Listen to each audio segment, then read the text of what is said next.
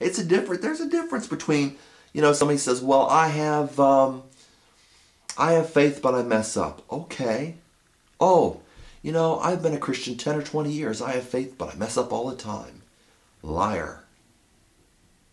I don't believe you. Oh, I've been a Christian since I was 13 and I'm 42. And I don't believe you. You go to your synagogues of Satan and you expect me to believe that you're saved. And there's a word for that. It's a conjunct word. The first word is be and the last word is s.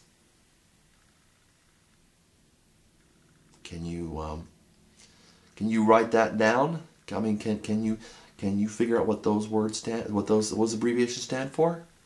Because I can figure it out.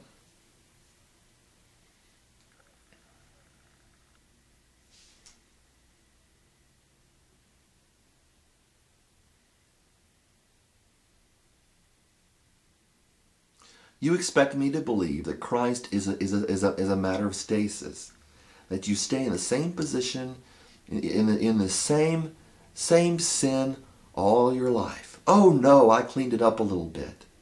Oh, okay, Paul Washer writes. You cleaned it up a little bit. Because that's what happens when you listen to Paul Washer. A lot of good stuff, and it really comes down to, well, how are you doing in your walk with the Lord? Well, if you don't become like Paul, you were never born again. Okay?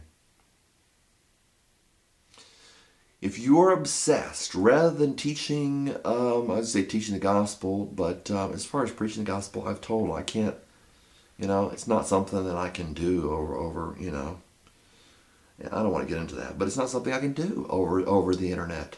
So there's an image there, and there's some, there's a, what do you call it? Maybe some words, and then there's a sound, and you expect me to preach the gospel tele-evangelistically?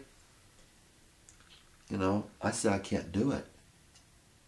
But in as much as I can teach the gospel, I suppose I will.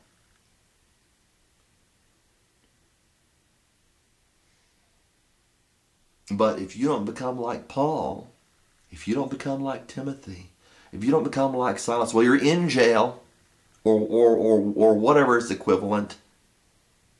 If you're pursued from city to city, as Jesus said, then I'll believe you have faith. But it's like, for example, this lounger is more important to you than Christ. But maybe your testimony about Christ, your claim as a Christian is maybe more important than this lounger, or that sofa, or that picture. You know what's important to your life.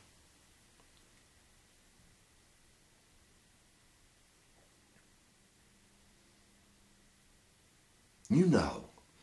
You know that it's a covering. You can't accept it in your mind, but you know that it's a covering. Your religion is an excuse not to follow Christ. You think I don't know that? I've seen the Christian stuff on here. And you get embroiled in all this stuff. And if your focus is getting embroiled in all this garbage and gossip,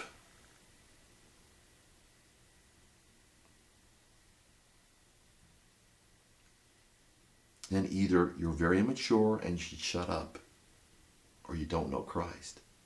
But you get these immature people who keep on blathering on about Christ and stabbing one another in the back.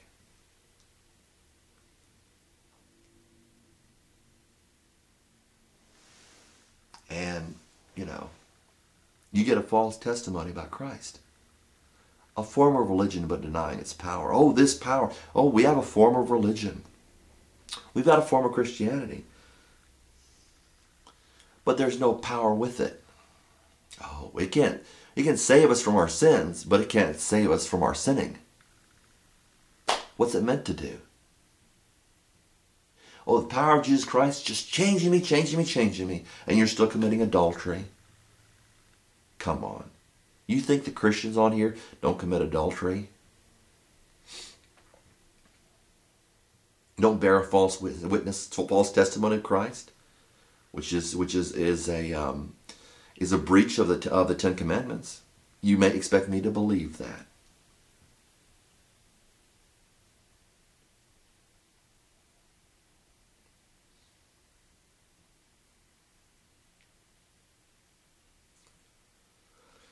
Everything's got some hidden message and you can't see anything straight out because your lives are controlled by these other people around you that you gotta slander or put down or whatever.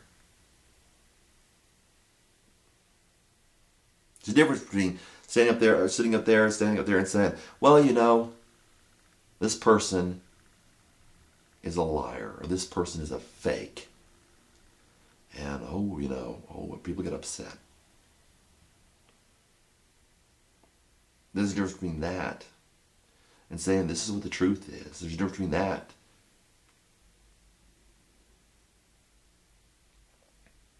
and wandering around in conjecture and little, slandering put-downs and all that stuff. God said, form an alliance, but not of my spirit. To add sin to sin, to go down to Egypt.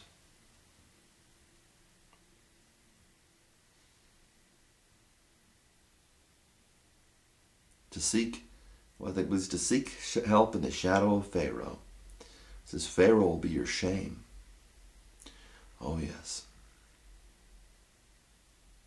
We look to the preacher. The preacher's going to take care of it. Oh. We look to a leader. Barack Obama's going to take care of it. George Bush is going to take care of it. Or, maybe after Barack Obama we'll have, blanket out of the man's name, the vice president. Oh, he'll take care of us.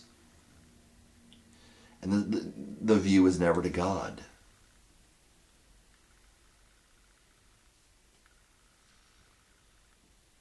And as it's happening now, if you think my videos are too long, then maybe they're just not important. I mean, just watch a little bit of it. If you get the general gist, just stop watching it.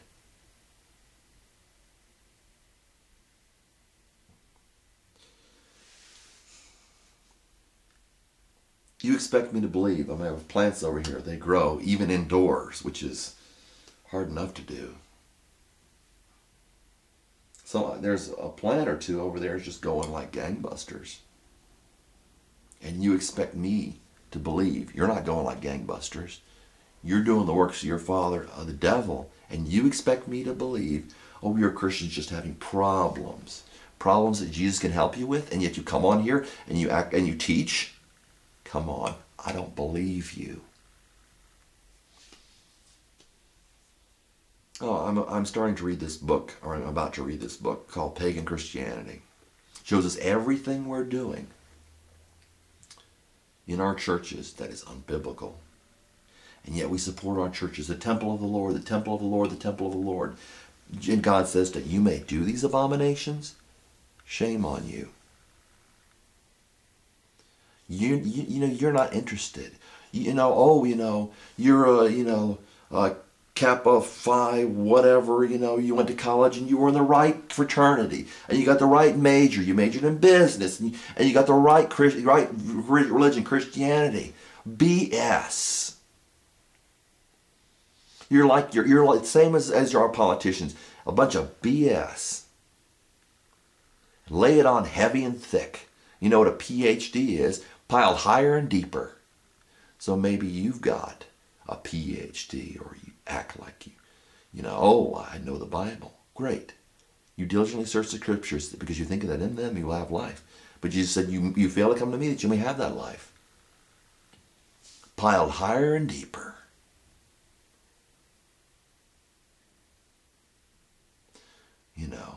You see a poor person, you don't even seek them out. You say, get a job, you schmuck.